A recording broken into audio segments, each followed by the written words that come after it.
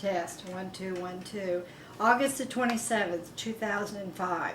This is Peggy Veach Robinson reporting for the Rodeo Historical Society for the National Cowboy and Western Heritage Museum based in Oklahoma City, Oklahoma.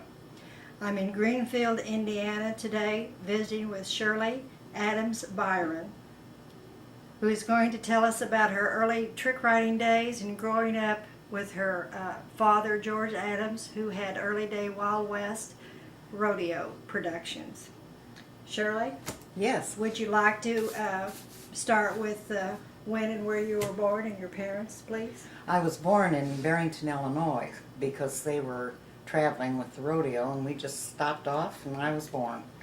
And was around it for 35 years after that.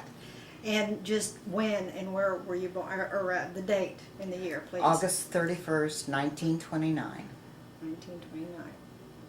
Well, tell us about your, well, before you were born, your dad was a rodeo Wild West man, so would you care to dwell on what he told you of his starting?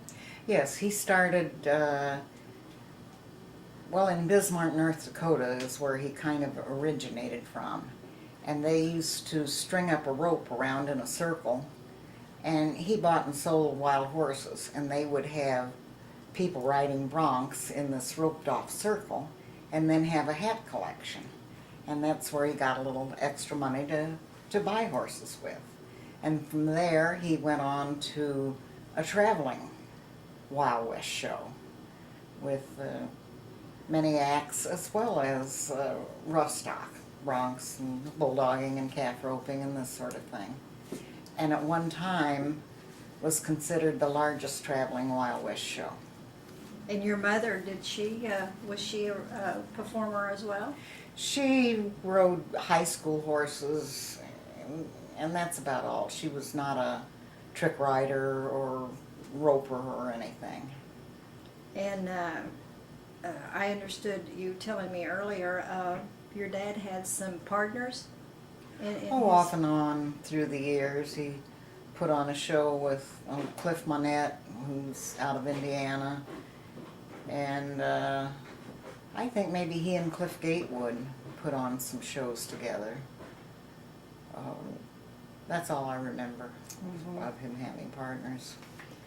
And then, how old were you when you started performing? I was 6 years old the first time I worked in the arena in front of a crowd, and I was trick riding, and my mother made me go to all the other performers and ask them if they minded if I trick rode with them, and they all said, and of course they didn't.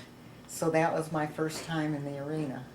Did you have any one particular person you looked up to, or who helped you the most with your trick riding? And you was trick roping too at a tender age. Buddy Mefford helped me probably the most with trick roping. Pee Wee Morris and Hank Keenan, who was a clown of great renown, helped me with trick riding. Pee Wee Morris taught me how to do croupers. And I remember one time when we were out in my father's arena in Indiana, he was going to teach me to do croupers. And I got in position on the back of the horse, and he said, well, the first thing you do is turn your hands over. And that's when I learned to do high croupers. And I got pretty good at it, let's put it that way. And you told me, Shirley, that you didn't do strap work. It was strictly all groundwork you did. When I was real young, I did strap work, but not very long. I started doing groundwork right away. In your trick roping, you... Well, like I said, Buddy Mefford, he helped me a lot, yeah. Who were some of the women of your day, your era, growing up that you worked with, trick rode with, alongside of? Oh, Lucille Richards, or Roberts, whatever you want to call her. There were so many. I can't come up with names now. I will in a half hour. Well, you've mentioned to me earlier, well, we've been visiting and going through your picture collection of Dottie Breslin and Clara Well, Breslin. Dottie was much younger than I, Uh-huh. but I later married Don Byron, who was Cherokee Hammond's son. And a lot of the years in my adult life that I rodeoed was for Cherokee, not for my dad. He had retired by that time. Mhm. And Dottie Breslin and Clara and her husband were on Cherokee's show. And they were all good performers. And just whereabouts, what all states did you cover while you were on the road? East of the Mississippi. We never went west because they had a lot of rodeos out there. And they were mostly contests, and we didn't have any contest events. It was strictly Wild West. A lot of acts, a lot of costume, this sort of thing. And you made your own costumes, right? Yes, I did. And you learned to sew From my mother-in-law, Pearl Byron Hammonds. She started out making them, and she would have me come in and, you know, she'd say, base this up and blah, blah, blah, till I finally got to the point where I could make my own. Tell me about your mode of travel compared to today. Back then, Well, when my father was, I'm too young to remember it, but they lived in tents. And then early on, it became house trailers. And they'd be, well, my dad pulled his behind a car, but after I married Don, everybody had a pickup and would pull their trailers behind the pickup. On my father's show, they had a chuck tent, and he always had a cook, and they'd cook for all the cowboys and everything. Well, when I became an adult, you know, we all cooked in our own trailers. did you who helped you train your horses and you? It wasn't easy to find a trick horse right off the bat. Was My it? father trained horses, and I got to the point where the last horse I had, I trained in myself, and I assume it was from, you know, watching my father and knowing how he did different things. And I got where I could do it myself. And the last horse that I had trained completely, and he had a nice little high school act on him. Well, tell me about your husband and your family. You told me earlier that Don Byron, you married Don Byron, and when did you get married? 1948. And he was the son of Pearl Byron, and she married Cherokee Hammonds. And we worked for Cherokee for many, many years. And Cherokee and Pearl and your folks were really good friends. So Yes, they you've were. known Don growing up. His mother brought him to the hospital when I was born. So, yes, we've known each other all our lives. You know. Yeah. And then when I was a senior in high school, he had been in the Navy for 4 long years, and he came home, and the war was over, and we started dating a little bit. And then the following year I went to work for Cherokee, and Cherokee was his stepfather. Pearl married him. And we fell in love, I guess. And we were married in 48. And Pearl was a rodeo performer as well. Oh, yeah. in Cherokee. Yes. Yeah. He clowned for many years before he started producing his own shows. Is there any particular rodeo that stands out in your mind that was the most fun for you? Or the biggest one you ever performed at? Michigan State Fair was the most people. There was 2,000, 2,500 people in the audience there. And that was my father's show. Is there any I know growing up and being a trick rider as long as you had been, I'm sure that there was some funny incidents that happened to you. Not really. I remember one time we were working on a muddy track, and my horse fell just doing quadrille, and I broke an ankle. And that time, and one time when my husband was a pickup man, and one time when we didn't have a catch pen shut, and he brought the bronc out of the main gate, and I was standing there waiting to go in for my next act, and the bronc wheeled and kicked me in the leg and broke the leg, and that was the only 2 injuries I had in all those years. Well, that was real fortunate, Yes, wasn't it it? was. Yeah. You didn't have any like funny incidents that happened, like ripping the seat out of your britches or No, anything? I guess I was really pretty fortunate that way. You bet. You Yeah. bet. Nowadays, there's a lot of rodeos that are produced indoors because it's gotten to be more year-round than just a seasonal production. How did you handle the mud and the weather back then? The show must go on, or did you? Oh, we worked in rain and mud, and I had a Monroe Beach saddle that was absolutely beautiful, but I had a mud saddle. And if the track was bad or it was raining, I used the old saddle. I didn't use the Monroe Beach saddle. Well, very protective of your good equipment. Was there any special incident that took place going to and from a rodeo at any time that you remember? Was there any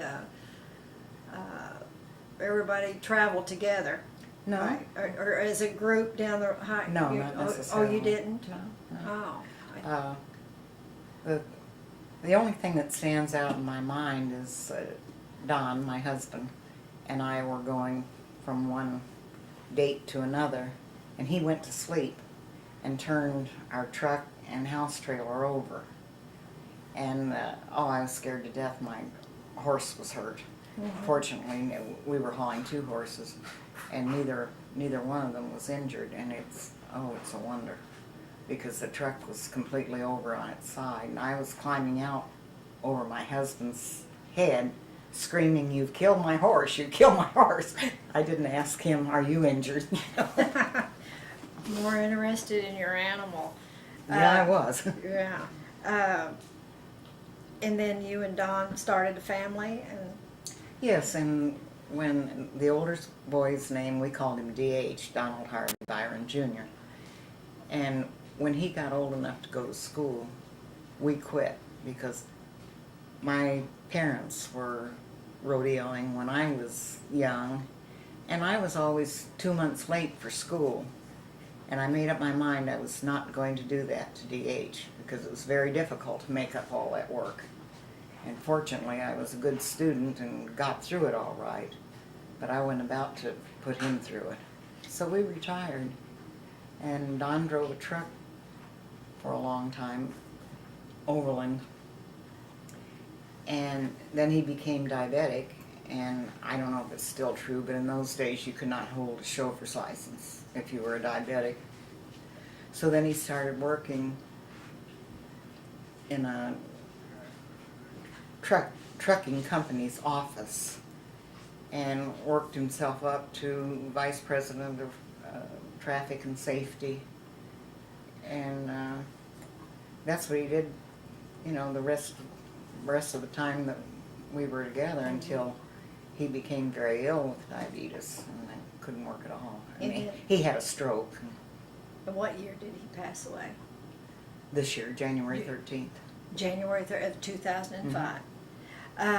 Well, when you said you retired when DH started first grade, and then what did you do with your time? And I didn't do anything for about a year, and then always been interested in doing hair, and I decided I would go to beauty school. So I got a babysitter who fortunately lived on the same tract of ground that we did, and she was very good to him. And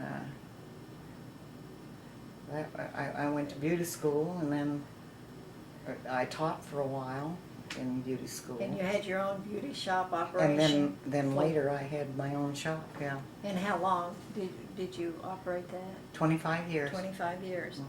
Mhm. Let's back up a little bit. We left out your circus. Yeah, I went on circus for several months one summer. And how old were you then? Oh, I think 17. It was before I was married. 16, 17. And I just loved it. I liked the costumes and the makeup and the way they styled and everything. But my father had booked a show in Indianapolis, Indiana. And he sent me a wire to come home immediately.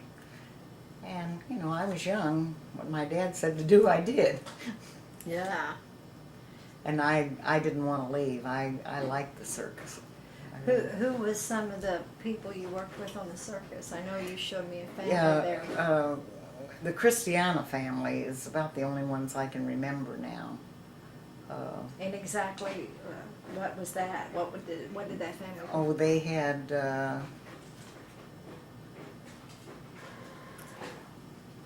what do you call it when they bareback? Liberty Act and dressage? No, they would jump on and off the horses in the ring. The vaulting. Yeah, Yeah. yeah. Okay. Mhm. Yeah. Yeah. And They were a big family and had their own thing. I don't remember them doing anything else because I don't think they did, like swinging ladder. did you stay in contact with these people after No. you didn't go back? You've just lost contact Yes. with the family. Well, before you and Don were married and you traveled mostly east of the Mississippi, after you and Don were married, did you do more traveling and see more states? No, it was the same area. Uh-huh. In other words, you didn't winter like some rodeo people did. They seemed to go to Florida and spend. We spent a lot of winter winters in Georgia. in Georgia. And Cherokee would rent a place to put the stock on, and Don and I'd park the trailer, and it was always a place that had running water and electricity and everything. Well, tell me about some of the people that you rodeoed with. There's several that are now gone, of course, but I know you told me some nice and interesting stories earlier before this interview of the Reinhardt family. Oh, yeah, yeah. I worked with all of them. Ollie and Jewel and Jackie and Jake, and yeah, and none of them ever had any children. So when they were all gone, that was the end of the Reinhardt family. Mhm. And they were big time in Wild West shows. Jackie was a fantastic trick roper. I think probably the best I've ever seen. Although he and Junior Eskew were both good, Mhm. Did you and Don work with the Eskew family any? No. or No, just- we did not. yeah, just her. But there's a lot of, as a matter of fact, they still have the old timers Florida get together. And you and Don happened to be there. Was that more than once that you attended No, that? we went down Several one time times.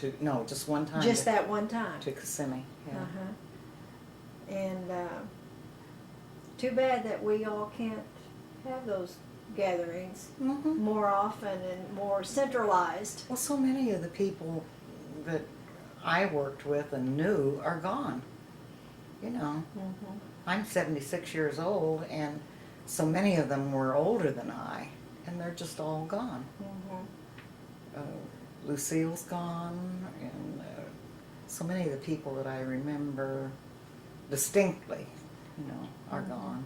Mm-hmm. And particularly the Reinhardt family I miss, because that was a good performing family. Mm-hmm. Well, going through your rodeo photography collection here, there are several notables that you worked alongside of, too. That, Yeah, we worked with Rod Cameron, and who was the guy in Gunsmoke? Jim Arness?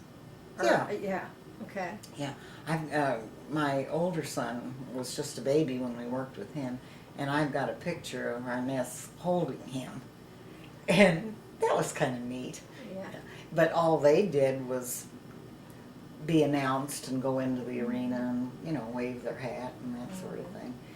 And I don't remember the name of the guy that played Zorro and his sidekick, but we worked with them at one show. That was when we were with Cherokee. And that was kind of interesting.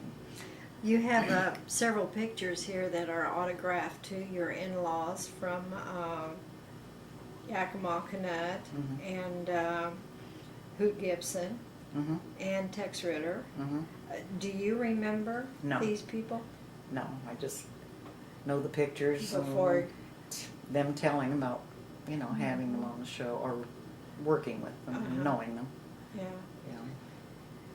Yeah. And in this one particular picture that you have and that I have also and that I showed you to introduce myself to you for this interview was taken with a group of popular cowgirls at that time, and you seemed to be like maybe the age of 8 or maybe Yeah, I 10 expect something there. like that, yeah.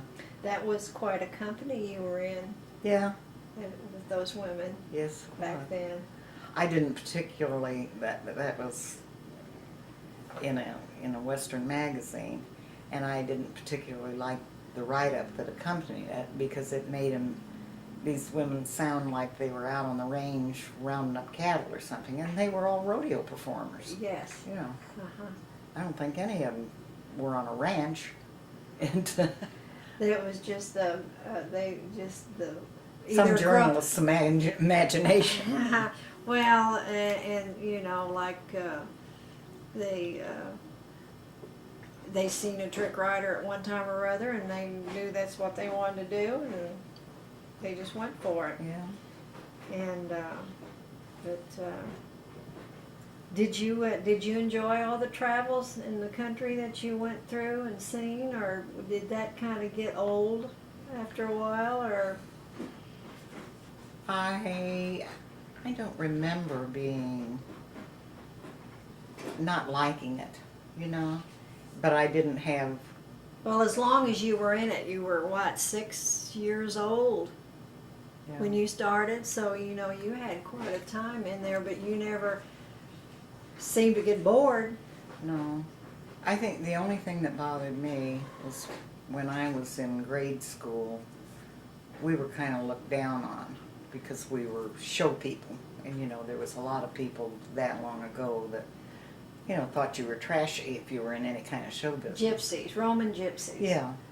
But when I got into high school, I went to a different school, and it changed. They kind of liked the idea of what I had done, you know. They had a celebrity among them. Yeah, kind of. Yeah, they had someone who'd Yeah. seen a lot of the country. And my dad was putting on rodeos once a year at the place that he had, and you know, a lot of them came out to see the show and saw me perform and this sort of thing.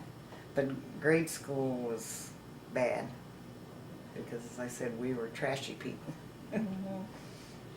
I remember I came home crying one day over it, and all my mother could think of to say was, "Oh, they're just jealous." Well, they weren't jealous. Their folks had told them we were trashy people, you know. And we weren't. You look back on your life, is there anything you would have done differently? Or, I wish I'd had a better education because I didn't go any further than high school, and I made good grades. I was a good student and would have probably done well in college. Now, I don't know what I think I would have done with it. at my age now, I look back, I would have liked teaching. I would have liked to have been a teacher. But, you know, at that time I didn't have any aspirations for anything. And when I got into cosmetology, I liked working, you know, with the beauty shop. I enjoyed the women and had a way of keeping my clientele, and I liked them all. You know, I could communicate with them. I liked that all right. Stayed with it for 25 years, so I must have liked it pretty Yeah, well. You bet, you bet. Well, it sounds like you had a good life, and your husband marrying someone who had the same background Yeah, as isn't that you. interesting? Yes, it is. We were married for 53 years, so I guess we had something in common. You bet. You had another son too. You had two boys. Yeah. And, Yeah. and the other one is Jay. Jay. And he lives about 5 minutes down the road from me, so they're both around me a lot, thank goodness. Well, that's good. Yeah, they're both good boys. That's wonderful. Yeah, it is. It is. And DH, the oldest one, has been such a help to me since their father got sick. And, you know, that was a long haul and hard on them to see their father in a wheelchair all the time and couldn't talk, couldn't walk. About the only thing he could do was feed himself and watch television. He could feed himself, which I was thankful for. And being there's several years difference between the two boys, correct? 13, is that what you told me? So really DJ or DH is the only one that really remembers his grandparents. Yes. And stay and we got to go visit them and stay with Yeah. them and remembers Yeah. a lot. When, well, Jay, Pearl kind of looked after him in the evenings until I got home, after I had the beauty shop, because they lived on the same place as we were. There was a great big garage, and my husband made it into a house for them, so they lived there. And so from the time that the youngest one, Jay, got home from school until I got home from work, well, Pearl would look after him. He didn't require a whole lot of looking into, because he would, you know, come home and call me, tell me he's home, and I'd say, do your homework. And he always did. He was a very good student. Did DJ DH? I'm sorry. You know, everybody does that. They want to call him DJ. Well, I guess I'm just thinking of a DJ.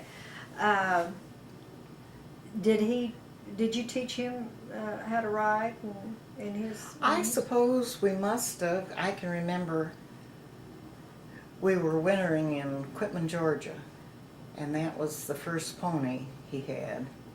And I can remember having the pony on a line and me riding my horse and going through the woods and everything. So I suppose that was teaching him to ride. Uh-huh. He was telling me he had what was the name of his pony? In the Wasp Nest. Wasp Nest. We called him Waspy, but the name was Cherokee named him that, and he was a waspy little pony. DH hated him. But evidently got along with him pretty good. Yeah.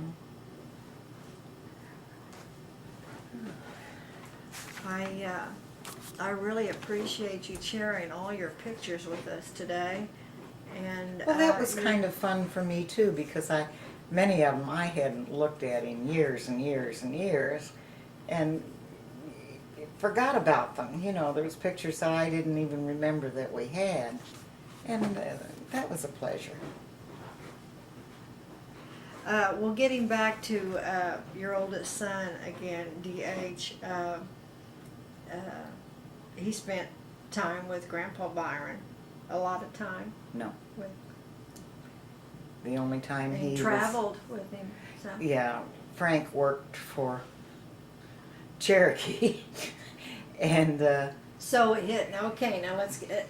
Frank is his real grandfather, and Cherokee married his ex-wife, Okay, Pearl okay, Byron Hammonds. okay. So, as I say, Frank worked for Cherokee, and D.H. signed there, but they were never close. He was much closer to Cherokee. Uh-huh.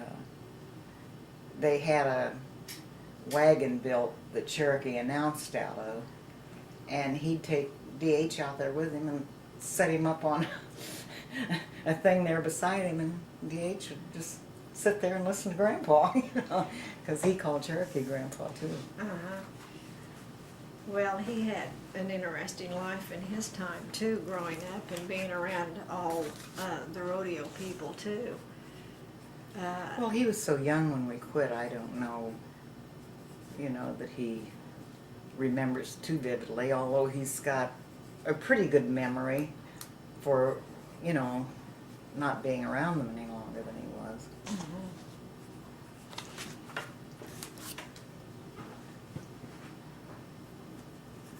And your father, George Adams, let's dwell on him a little bit. He was born Queen City, Missouri. Queen City, Missouri, and that happens to be just a little ways north of Kirksville, Missouri. Did you and your family spend time with your dad in Missouri No. later, or you didn't? No. But D.H. Well, D.H.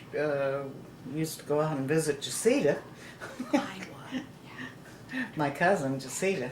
Okay, but then your dad moved from Missouri into Iowa. Well, he moved to Indiana for many, many years and then moved back to Iowa. Oh, and then, okay. Okay.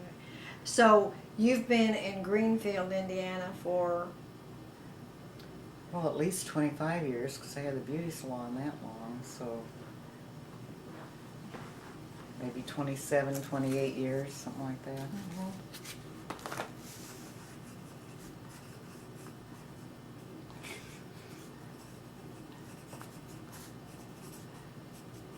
well, I sure appreciate your time again once more.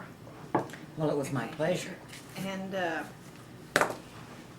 I know, are you getting tired? You want to talk some more about your... I don't know that I have anything more to say. I warned you in advance that I didn't have a lot of stories that I could bring to mind. Uh-huh. You know. Well, I am just in awe, personally, Shirley, with the pictures and the cowgirls of that time of you growing up that you worked with that I have heard of all my life. And hearing my father talk about them and the stories that I've read about them, I just think that you were one lucky little girl. Well, I expect I was, and probably didn't appreciate it. My cousin Jacita says that she didn't have a very interesting life compared to me. I don't know if it's all that interesting, but... Well, I think that goes back to what you said earlier about going to grade school and everyone thought that we were you trashy just, people. well, I think it was just the opposite with your cousin Jacita. She admired you for getting out and you got to see the world, and she was left out.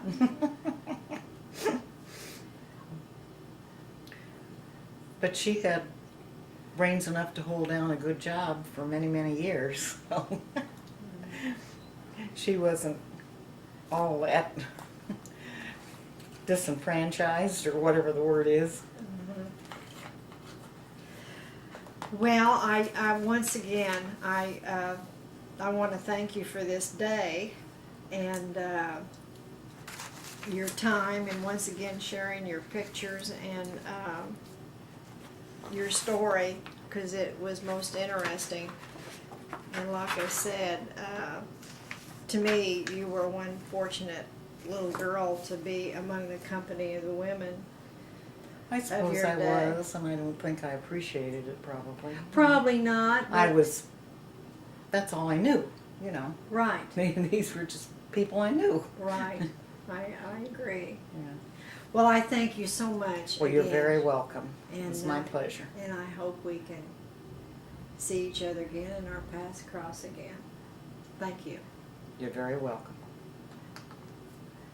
How'd we do? I was flustered a little bit there. You were flustered.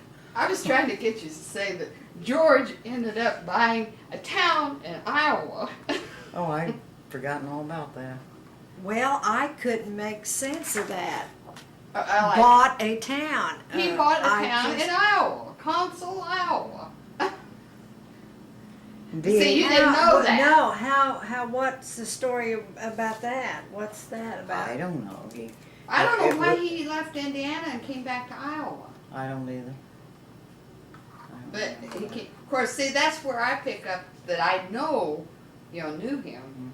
Because I don't didn't know how him. he found that farm out in the middle of nowhere. Victor could The, have the told me. town, yeah. 445 and 420. DH, he spent almost a year with Grandpa George out Yeah, there. that's what I was, Oh, yeah. And he said that there was Oops, excuse me. I it's didn't all want right, Oops, that was. all kinds of big walnut trees out there. And he said he could kick himself. oh, Go ahead. Oh, how do you turn that No, thing we on? don't want to turn it off. Go Oh. ahead. oh, yeah, we want the boys. Oh. Go ahead. They're up in the garage, you can yell at them. They,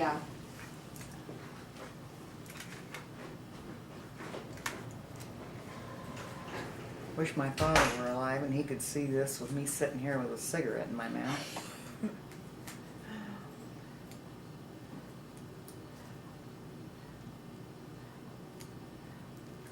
So you don't, the story about your dad buying a town, I don't know the details. I was busy with maybe my own DH life. will tell them about it. Because, that's when I actually met George and Minnie. Yeah. After all the years that I'd heard all these hearing, is when they came back to Iowa, when Gary was about Now, was Consul in Iowa or Missouri? Iowa. Where's DH? Is it over? that part is, now then you can get in here with your mom and, Are we all in it? If I move back a little more and they move in, will that help? You're fine. Okay. I'm Jacinta Adams Buchanan, and I always heard of Uncle George because my father was interested in the rodeo, the pictures and all these things. But I actually didn't meet George and Minnie until they moved to Iowa, buying a farm. DH, can you tell us about his farm? Well, he owned more than one farm, but the one I remember best, he bought a ghost town. It was called Console, Iowa, and it had been a coal mining town. And when it ran out of coal, everybody left because they couldn't pay their back taxes. And Grandpa bought it up for a little bit of nothing. And there was 61 acres more or less on it. And I went out there to live with him for a year to help him fix it up so he could sell it and he could move back here with us after Grandma died. The thing I remember most about it was he still stood stallions while he had the farm. And he had this old house he'd converted into a barn. And he kept the grain in this old house and had a little gate that kept the horses out of the grain room. Well, these people had left their mare there to be bred by his stallion, and she knocked her way through that gate and went into the grain room and fell through the floor into the basement of this old abandoned house. And there wasn't a stairway down to it. It was the type that had a ladder. And so Grandfather and I had to dig a big trench about 8 feet deep down to the foundation of the wall of this basement and bust the wall out with a big maul And then I got down into this ice cold 50-degree water and took the stones and built up a ramp. And then we tied a rope to the head of the mare and coaxed her out of there. And it took us all day long to do it.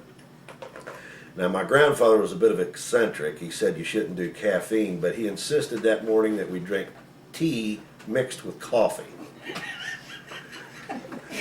So there we went, and we finally got her out. And when that mare got out of there, I never saw a happier horse in all my life. She kicked her heels over her head and nickered and whinnied, and all the other horses come around her and was nuzzling her and everything like they were glad she was out too. And that's what I remember most about that whole summer.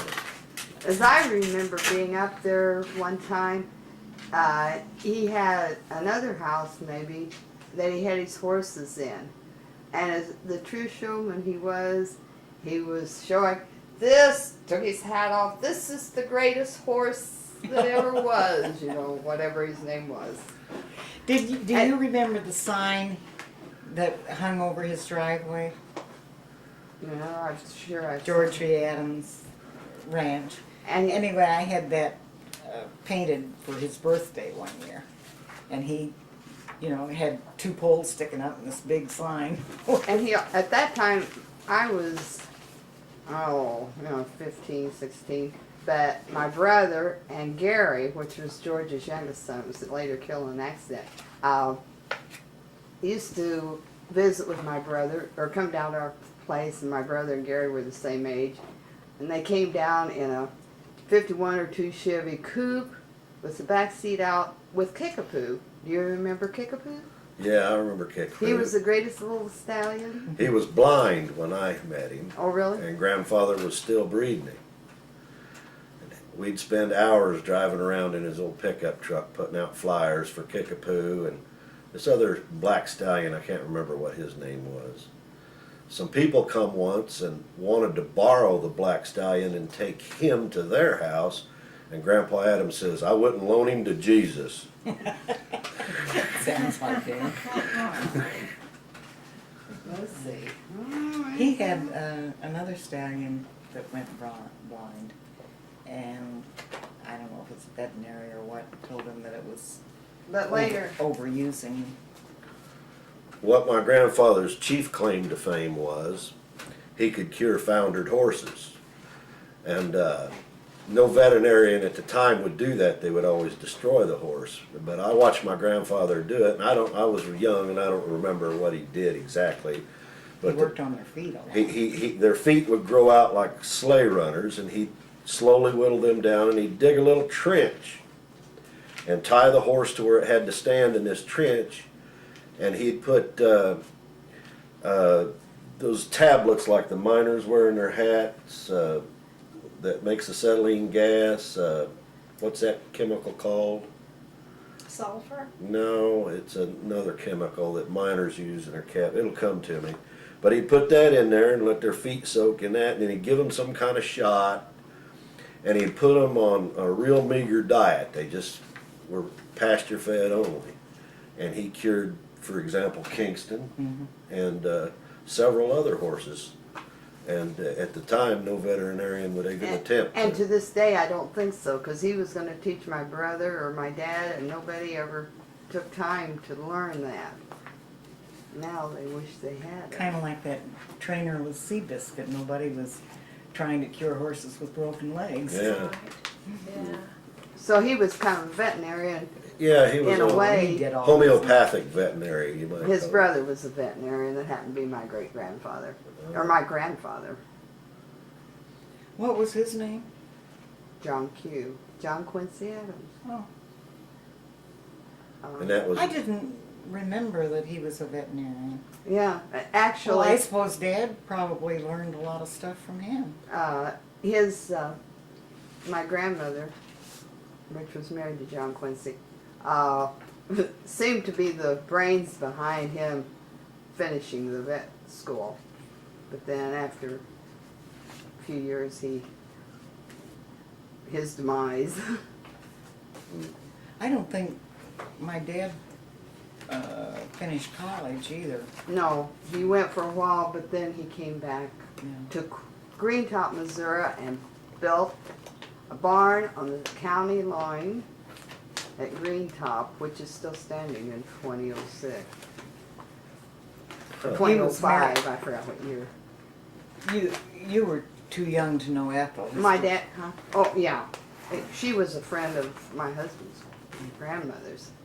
But my dad remembers them building that barn, which was not too far away from where George was born and raised. My dad had no patience with anybody that read books. He would read pamphlets, and, this sort of thing. And his wife, Ethel, was a reader. And apparently she was reading a book one day and let all her little chicks die from sunstroke. And he told that tale a million times when I was growing up. He was so furious with her. Sit in there and read a book and let the chicks die. She died of, I forgot why she passed away when they were very young. I've forgotten too. And then I think Pneumonia? George was a horse trader back in those days, and then evidently after that he started traveling. Jay, you know anything? About George? I was pretty young when he passed. In fact, my memory I remember of him is when he moved on the property with us. He always had a dog that was having puppies, and I was always over there playing with the puppies. I remember a story that Grandpa George told me that involved his uncle. He owned a barn in Missouri, and he had one of the fastest horses in the county. And the James brothers came to visit him and tried to buy the horse, Jesse and Frank James. And he refused to sell the horse to him, and this other fella says, "You better sell them boys the horse or they'll just come and steal it." So he tied a cowbell to the barn door that night to alert him if somebody would steal it. In the middle of the night, they took the cowbell off the door, threw it against the side of the house, shot their guns off in the air, and stole the horse anyway. That tale. I can story. get off on Yeah. I can get off on family stuff whenever was George in on it? Is her voice recording? His brothers. Should be. No, that would have been his dad's brothers. They were foot racers. To avoid being in the Civil War, they fled to California. I think one of them, maybe named Civil Jim, was War or out First there. World War? No, Civil War. And they went out there, and they weren't betting men, but they would make bets with people. And what was his name? Would have been your dad's Uncle George was the instigator, and he set up all the races, and they even raced I horses. remember Grandpa and Adams talking about and the foot one- racer. I vaguely remember. contests, or won money. That's the way they lived. They'd make little side bets that wasn't illegal. Right. But then that's kind of off on, that's on some other subject. But anyway, I just wondered if you heard I came from a anything about colorful family, didn't I, Peggy? Yes, you did. And I can remember Dad telling all these tales, and I didn't pay a whole lot of attention You to don't them. tell. You just don't. You don't until you get older. And, Yeah, and and then that's- you wish, oh, I wish he were back here. I'd like to know Yeah. about so-and-so. But we didn't care about those things in those days. I don't know. What's that dog doing? Oh, or is that that Printer. Oh, It's that printer. Yeah. I'm still printing. Where is the dog? right here. Oh, I didn't okay. see him. Well, DH, tell about your, what's the name of that pony? Wasp nest? Wasp nest. And then another story, you was on, it was so big and wide, you were spraddle-legged. Was that another Oh, pony or a Well, horse? Wasp Nest is the first little pony I remember, and I remember he was a little high-spirited, and I was pretty scared of him. And but I slowly got to where I'd ride him and stuff. And then one day I was out riding him, and next to a big wood pile down in Quitman, Georgia, and this snake come out, and I remember it being 20 feet long. And I'm sure it wasn't that big. And my mom coming out with my dad's big Colt 44 and shooting that snake.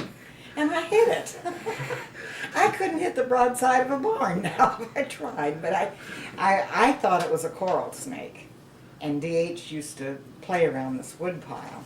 And I didn't want that coral snake biting him, you know. I'll kill the snake. And I did. And then I had well, it was people that owned the property we were parked on, and she came down and looked at it, and she said, no, it's not a coral, it was a It's a king snake. king snake. But it's a beautiful, It isn't poisonous. But they look like a coral snake, only the red and the black are reversed, apparently. the old saying was, red touch yellow, kill a fella, red touch black, good pet for Jack. Oh, I've heard that Oh, before. really? I hadn't heard that. So your I can your remember- experiences with well, go ahead. I can remember when they first started sending me out with Grandpa Cherokee, that's what I remember most about the rodeo. And we were traveling with Schaubacher's show. And my chief occupation was to drive Cherokee around because his eyesight was failing and stuff. But I can still remember about the first 4 or 5 lines of the opening announcement. And he went like this, he'd say, "Good evening, ladies and gentlemen, and welcome to the Cherokee Ranch Wild West Rodeo.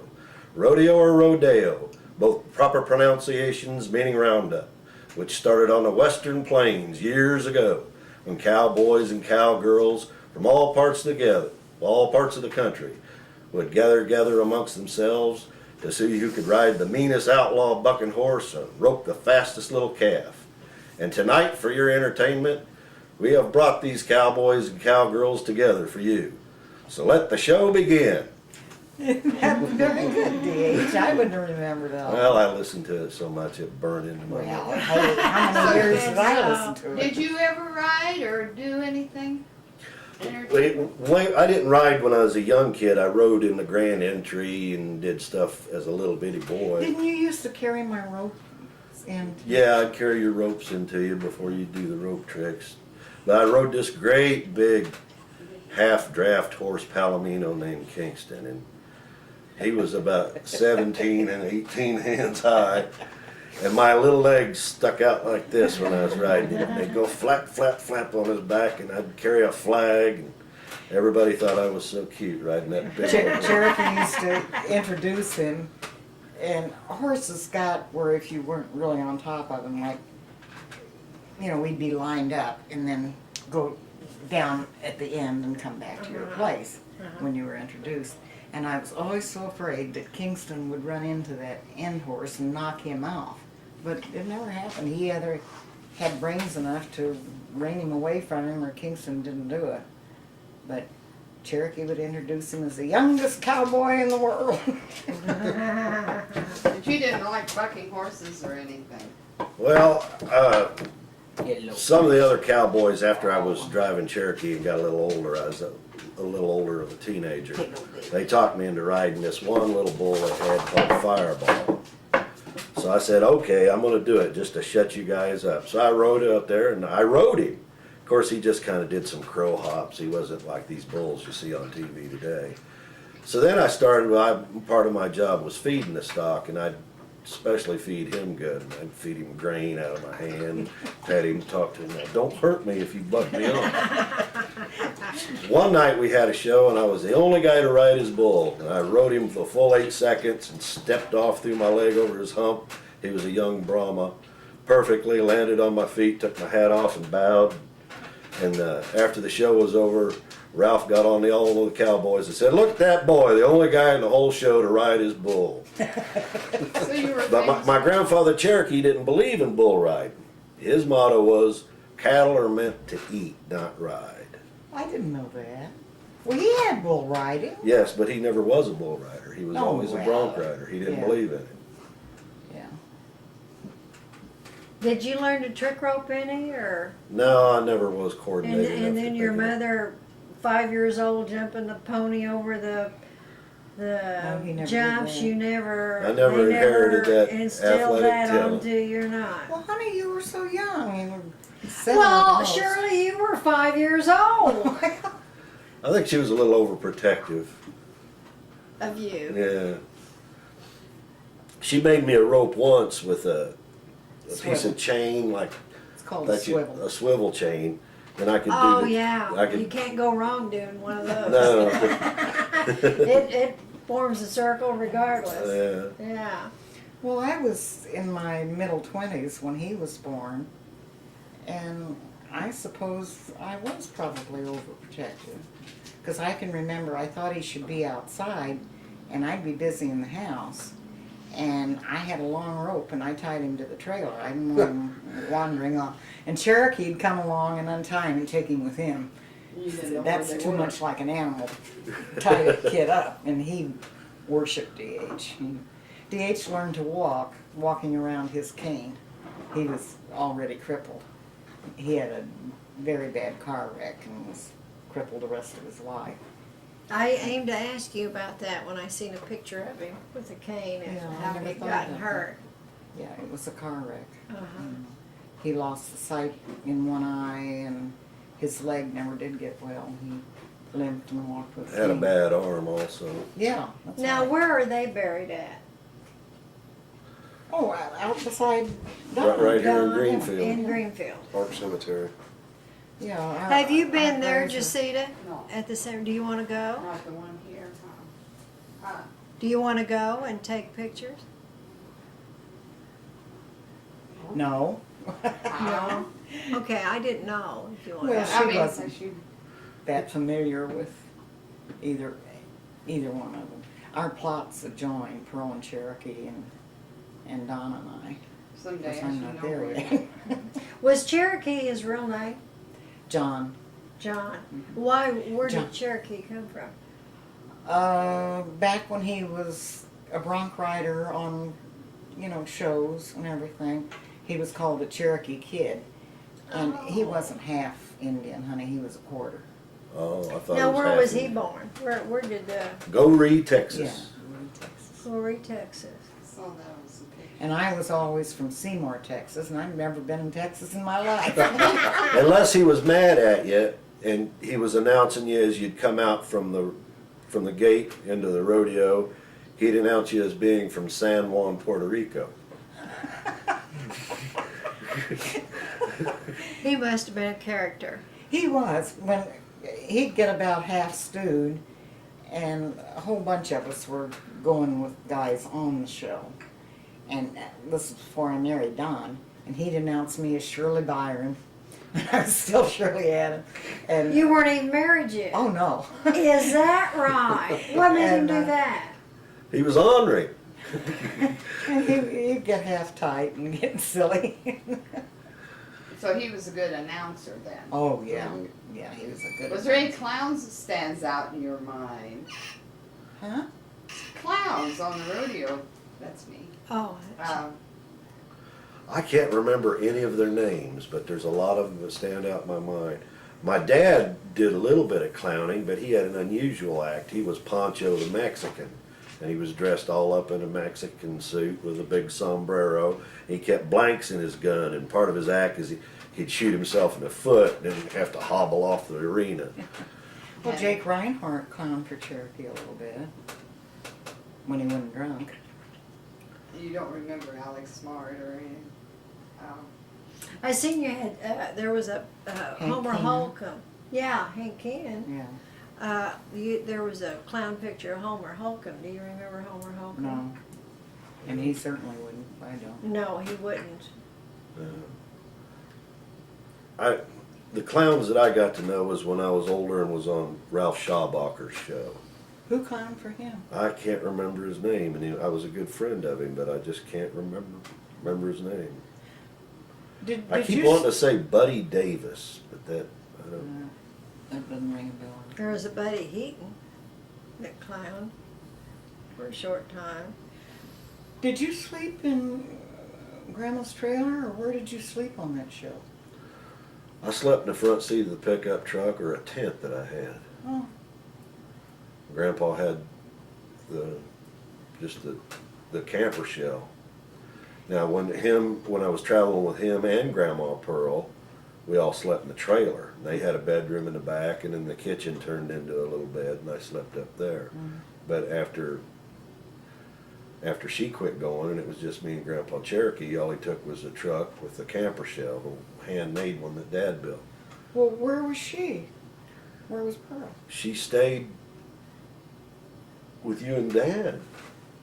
I didn't know she was there when Cherokee went there.